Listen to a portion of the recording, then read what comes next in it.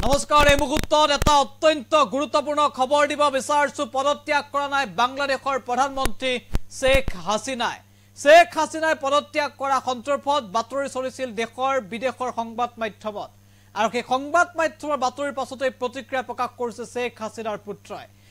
হাসিনাৰ পুত্ৰৰ মতে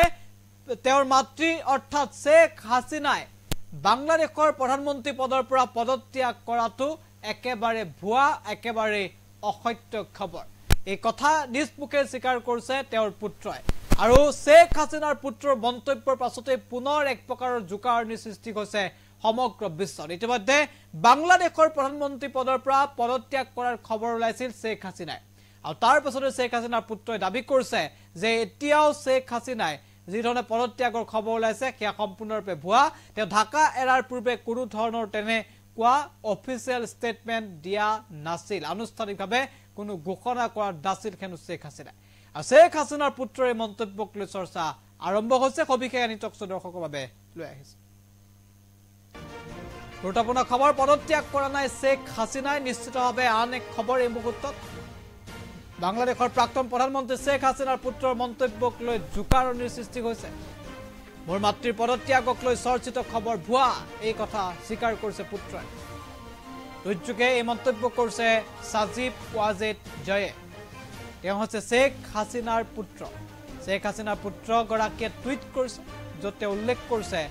যে তেওঁৰ মাতৃৰ সন্দৰ্ভত যি ধৰণৰ বাতৰি ওলাইছে যে তেওঁ পদত্যাগ কৰিছে সেয়া সম্পূৰ্ণৰূপে ভুৱা এয়া হৈছে সাজিব ওয়াজিদ আৰু সাজিব ওয়াজিদৰ এয়া টুইট আমি এই মুহূৰ্তত দেখুৱাইছো য'ত উল্লেখ কৰা হৈছে যে কোনো ধৰণৰ ষ্টেটমেন্ট দিয়া নাছিল তেওঁ ঢাকা এৰাৰ পূৰ্বেও দিয়া নাছিল বা ঢাকা এৰাৰ পাছতো বা বাংলাদেশৰ প্ৰধানমন্ত্ৰী শেখ হাসিনাই কোনো ধৰণৰ ষ্টেটমেন্ট দিয়া নাছিল বুলি তেওঁ স্পষ্টভাৱে উল্লেখ কৰিছে আৰু পুত্ৰ এই কথা মাতৃৰ সৈতে আলোচনা কৰিব মাতৃৰ লগত কথা পাতি এই কথা জনাইছে বুলি তেওঁ টুইটত উল্লেখ কৰিছে গতিকে সাজিব ওয়াজিদৰ এই মন্তব্যক লৈ চৰ্চা আৰম্ভ হৈছে য'ত তেওঁ উল্লেখ কৰিছে যে তেওঁৰ মাতৃয়ে পদত্যাগ কৰা নাই তেওঁ মাতৃৰ পদত্যাগক লৈ যি খবৰ ওলাইছে সেয়া সম্পূৰ্ণৰূপে ভুৱা সেয়া সম্পূৰ্ণৰূপে মিছা বুলি দাবী কৰিছে শেখ হাসিনাৰ পুত্ৰগৰাকীয়ে আৰু শেখ হাসিনাৰ পুত্ৰৰ টুইটটো আমি এই মুহূৰ্তত দেখুৱাইছো স্পষ্টকৈ টুইটত উল্লেখ কৰিছে য'ত আপুনি ভালদৰে টুইটটো চাওক এই মুহূৰ্তত য'ত শেখ হাসিনাৰ পুত্ৰ